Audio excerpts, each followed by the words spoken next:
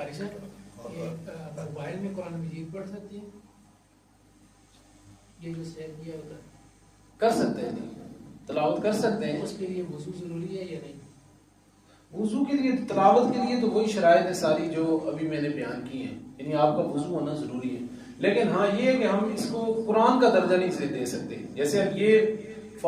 مثال کے طور پہ اب یہ ہمارا قرآن پاک ہے، ٹھیک ہے، تو یہ شروع سے لے کے آخر تک اس کا ہر صفحہ جو ہے نا قرآن کی تعریف کے اندر لازم آتا ہے۔ اب میرا اگر وضو نہیں ہے، اسپیکر بند کر، اگر وضو نہیں ہے تو اس صورت کے اندر اس کو چھونا جائز نہیں ہے،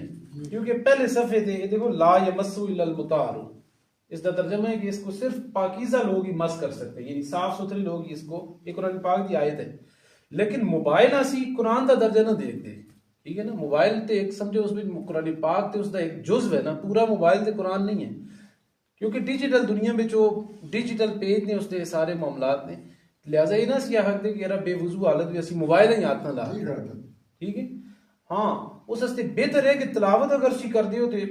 قرآن پاک اتھوں بھی اگر پڑھ دیو موبائل بچ بھی بہتر یہ چیز ہے کہ تسی قرآن پاک اپنا وضو کر کے اور اس کے بعد تلاوت کرو۔ جس طرح اتنے حکم ہے نا کہ اس قرآن پاک تو بعض لوگوں سورہ یاسین آندی ہے، اپنا سورہ آیت الکرسی آندی ہے، اس کا بھی حکم ہے کہ تسی بغیر وضو تو بھی زبانی تلاوت کر رکھ دیو، اجازت ہے، لیکن بہتر کیا ہے، افضل یہ ہے کہ تسی باوضو حالت میں کرو۔ اتنے بھی حکم ہوئی ہے کہ موبائل تو تسی بغیر وضو تو بھی، کیونکہ ہاتھ لانا قرآن پاک ہاتھ لانا تو نہیں، موبائل ہاتھ لانا ہے نا، ٹھیک ہے، تلاوت کر رکھتے ہو۔ لیکن یہ چیز ہے کہ دیکھو جس سے تسی اس دیو تو پیج آگے پیچھے کرسو تو اس دا ہاتھ ایک طرح دا اس کی آیات دے ہوتے لگ سی تے بے وضو حالت وچ وہ چھونے دے معنی میں جاسی، لہذا بہتر ہے کہ اس سارے اس تو بچنے واسطے کہ باوضو حالت میں تلاوت کرو، ٹھیک ہے۔